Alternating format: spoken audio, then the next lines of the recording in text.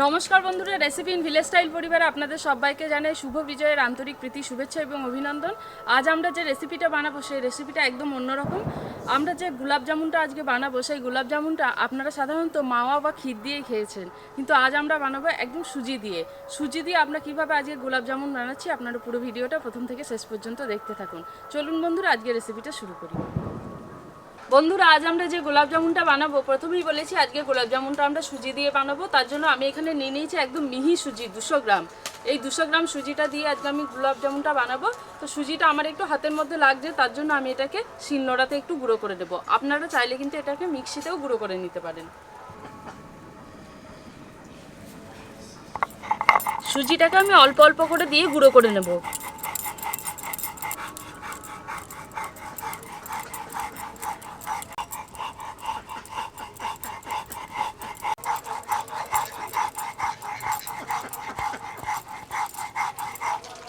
দেখুন বন্ধুরা, সুজিটাকে আমি একদম মিহি করে গুঁড়ো করে নিয়েছি। খুব বেশি কিন্তু মিহি হয়নি, একটু হাতের মধ্যে লাগছে। এখন আমি এই সুজি গুঁড়োটাকে তুলে নেব।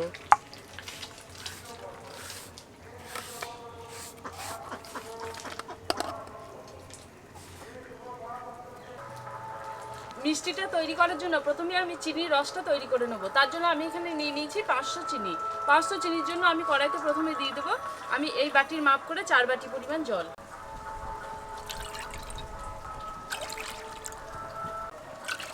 3 বাটি জল দিলাম আর 1 বাটি, মোট 4 বাটি জল দিয়ে দিলাম। এখন জলের মধ্যে দিয়ে দেবো 500 চিনি। এবার আমি চিনিটাকে খুব ভালোভাবে জলের মধ্যে গুলে নেব।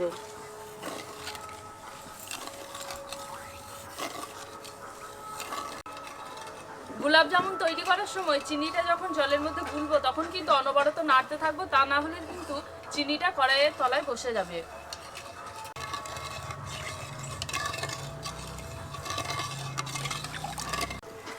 চিনিটা খুব ভালোভাবে রসের মধ্যে গুলে গেছে।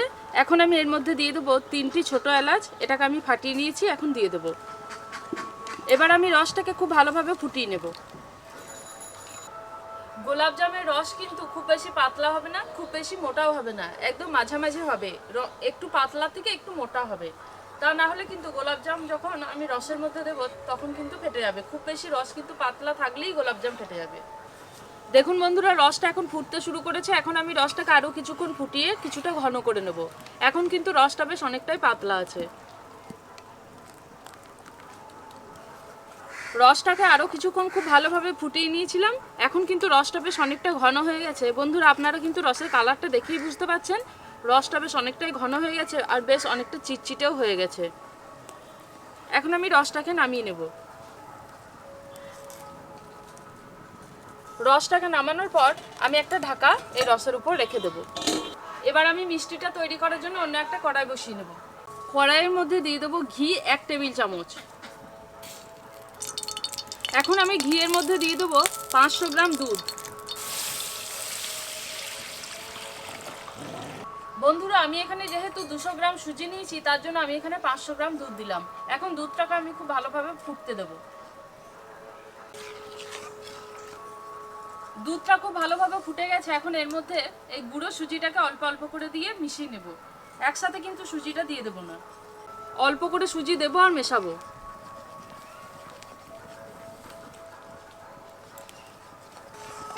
এখন সুজিটাকে খুব ভালোভাবে নেড়ে আমি এর মধ্যে যে দলা ভাবগুলো আছে সেগুলো ভেঙে নেব, তা না হলে কিন্তু মিষ্টির মধ্যে এই ভাবগুলো থাকলে কিন্তু একদমই ভালো লাগবে না। যেহেতু এখানে আমি সুজি ব্যবহার করছি মিষ্টিটা তৈরি করার জন্য, তার জন্য কিন্তু যে পরিমাণ দুধ দিয়েছি দুধটা কিন্তু পুরো টেনে নিয়েছে সুজিটা। এখন আমি খুব ভালোভাবে এটাকে নেড়ে নেব। দেখুন বন্ধুরা, একদম উঠে চলে আসছে কড়াই থেকে আর খুব সুন্দরভাবে ক্রিমের মতো হয়ে গেছে। এখন আমি এটাকে আরও কিছুক্ষণ নেড়েচেড়ে একটু শুকনো করে নেব। এটা বেশ শুকনো হয়ে এসেছে, এবার এটাকে নামিয়ে নেব। নামিয়ে নেওয়ার পর এটাকে আবারও কড়াইয়ের মধ্যে খুব ভালোভাবে নেড়ে নেব। দেখুন বন্ধুরা, বেশ অনেকটাই শক্ত হয়ে এসেছে আর একদম ক্রিমের মতো হয়ে এসেছে। এবার এই দুধ এবং সুজির মণ্ডটাকে আমি একটা জায়গার মধ্যে নামিয়ে নেব। বন্ধুরা, এখন এই মণ্ডটা কিছুটা ঠান্ডা হয়ে এসেছে, পুরোপুরি কিন্তু ঠান্ডা হয়নি।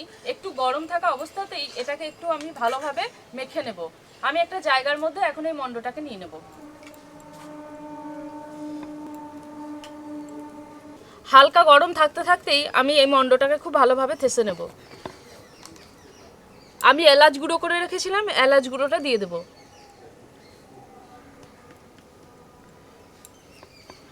এবার খুব ভালোভাবে আমি এই মন্ডটাকে থেসে নেব।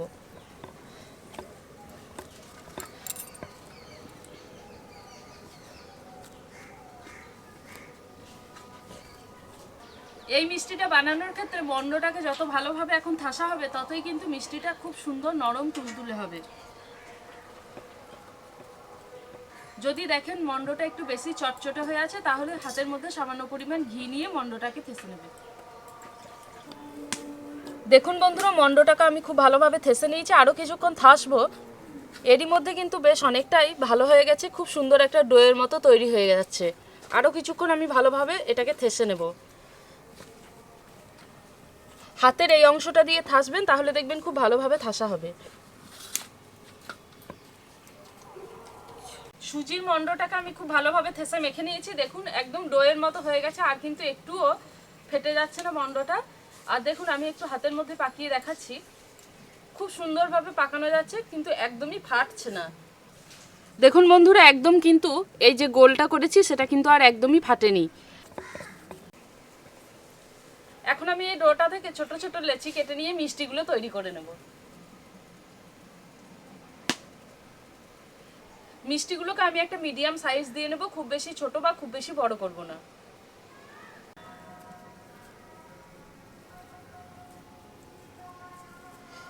এবার আমি এই কেটে নেওয়া অংশগুলো দুই হাতে তালুর মধ্যে রেখে খুব ভালোভাবে গোল করে নেব।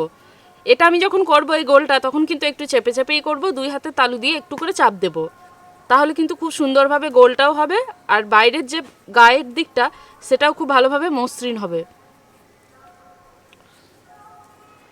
দেখুন বন্ধুরা, আমি গোলটা করে নিয়েছি, খুব সুন্দরভাবে গোল হয়ে গেছে, আর গায়ের দিকটা দেখুন একটুও কিন্তু ফাটেনি।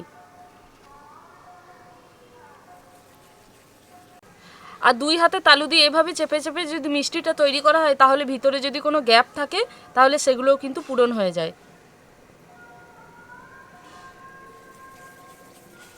বন্ধুরা, আমি সমস্ত মিষ্টিগুলো তৈরি করে নিয়েছি। দেখুন কি সুন্দর করে গোল গোল করে নিয়েছি, দেখতেই এখন ভীষণই সুন্দর লাগছে। প্রত্যেকটা মিষ্টি ভীষণ সুন্দর গোল হয়েছে, আর মোটামুটি প্রায় একই সাইজেরই হয়েছে। এখন আমি এই মিষ্টিগুলো ভেজে নেব। কড়াইতে দিয়ে দেবো তেল, আর এই মিষ্টিগুলো ভাজার সময় একটু ডুবো তেলেই ভাজবো। তেল মাঝারি গরম হয়ে গেছে, এই অবস্থায় আমি মিষ্টিগুলো দিয়ে ভেজে নেব। তেল কিন্তু খুব বেশি গরম করে মিষ্টিগুলো দিলে হবে না, একদম মাঝারি আছে মিষ্টিগুলো এবার ভাজবো। তেলের মধ্যে মিষ্টিগুলো ভাজার সময় খুব ভালোভাবে ভাজবো, আর আঁচটাকে কিন্তু একদম মাঝারি থেকে কমের মধ্যে রেখে ভাজবো। খুব বেশি আঁচে কিন্তু মিষ্টিগুলো ভাজবো না, তাহলে কিন্তু মিষ্টিগুলো ফেটে যাবে। দেখুন বন্ধুরা, মিষ্টিগুলো যখন আমি ভাজবো, কড়াইতে তেলের মধ্যে আমি এইভাবে ঢেউয়ের মতো দেবো, তাহলে কিন্তু মিষ্টিগুলো সব দিকটা খুব ভালোভাবে সুন্দর কালার হয়ে ভাজা হবে।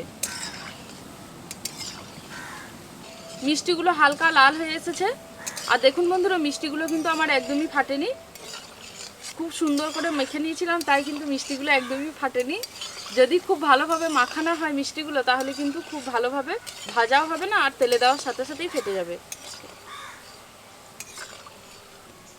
মিষ্টিগুলো খুব সুন্দর কালার হয়ে ভাজা হয়ে গেছে, এবার তুলে নেব। দেখুন বন্ধুরা, কি সুন্দর লাগছে দেখতে। তেলটাকে একটু ঝরিয়ে নিয়েছি। এবার আমি এই মিষ্টিগুলোকে সরাসরি রসের মধ্যে দিয়ে দেবো।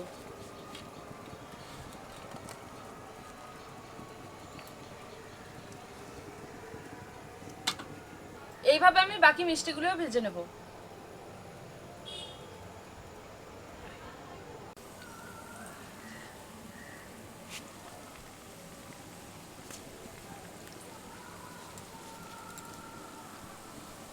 তেলটাকে আমি খুন্তি দিয়ে এভাবে ঠেলে দেবো, যাতে মিষ্টির গায়ে না লাগে।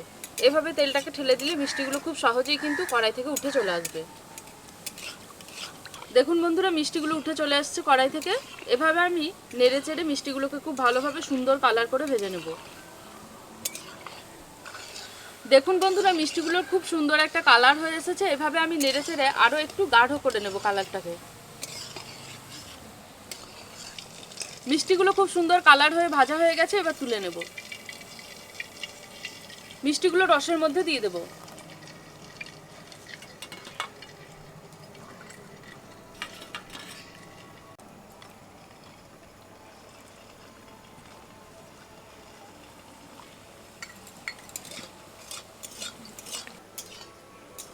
তেলের মধ্যে মিষ্টিগুলো দেওয়ার পর এমনভাবে নাড়বো যাতে খুন্তি যাতে মিষ্টির গায়ে না লাগে।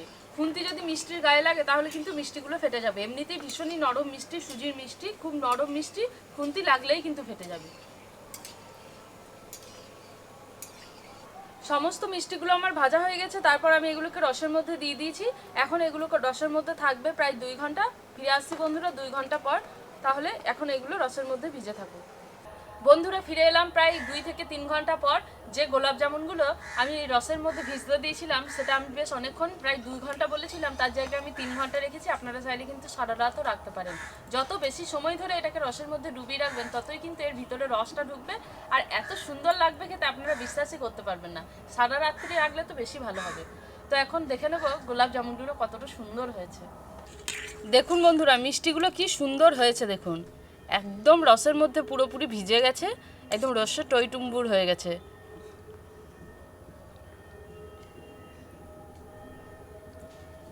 কি সুন্দর কালারটা দেখুন, এত সুন্দর লাগছে দেখতে মিষ্টিগুলো।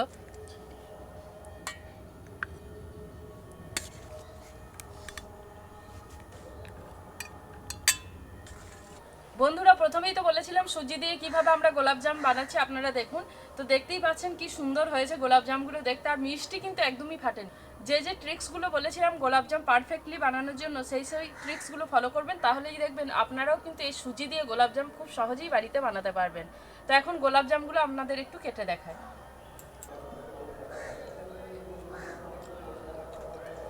একটা অলরেডি খাওয়া হয়ে গেছে, এত সুন্দর লাগছে খেতে, দারুণ, পুরো রসে ভর্তি, দোকানের থেকেও সুন্দর লাগছে খেতে, ব্যাপক ব্যাপক হয়েছে খেতে, ভীষণ ভালো লাগছে, এত নরম লাগছে। আর বন্ধুরা ঘরের তৈরি যে কোনো মিষ্টি কিন্তু এরকম খেতে সুন্দর হবে, একদম দোকানের মতো পারফেক্টলি বানাতে না পারলেও কিন্তু ঘরের তৈরি মিষ্টি দারুণ সুন্দর খেতে হয়েছে। তো বন্ধুরা আজকের এই গোলাপ জামের রেসিপিটা আপনাদের কেমন লাগলো জানাবেন কমেন্ট করে। আপনারাও বাড়িতে বানাবেন এরকম সুজি দিয়ে তৈরি গোলাপ জাম, ভীষণই সুন্দর হয়েছে। আর যে কোনো উৎসবের দিন কিন্তু আপনারা বানিয়ে নিতে পারেন। আর এরকম গোলাপ জামের মিষ্টি যদি আপনার বাড়িতে কোনো আত্মীয় আসে তাদেরকে যদি দেন, একটা খাওয়ার পর কিন্তু 2-3টে চাইবেই, এত সুন্দর হয়েছে খেতে, দারুণ একটা এত সুন্দর ফ্লেভার বেরোচ্ছে।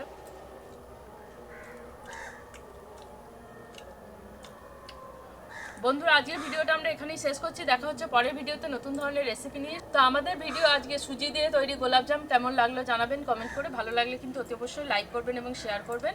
এখনও পর্যন্ত সাবস্ক্রাইব করে না থাকলে অতি অবশ্যই রেসিপি ইন ভিলেজ স্টাইল চ্যানেলটা বেল আইকন সহ সাবস্ক্রাইব করে দেবেন। সবাই খুব ভালো থাকবেন, সুস্থ থাকবেন, আর অতি অবশ্যই কিন্তু আমাদের এই গোলাপজামের রেসিপিটা একবার বাড়িতে বানিয়ে দেখবেন। তা দেখা হচ্ছে বন্ধুরা পরের ভিডিওতে নতুন ধরনের রেসিপি নিয়ে। আজকে এখানেই শেষ করছি, একটু খেয়ে নিই,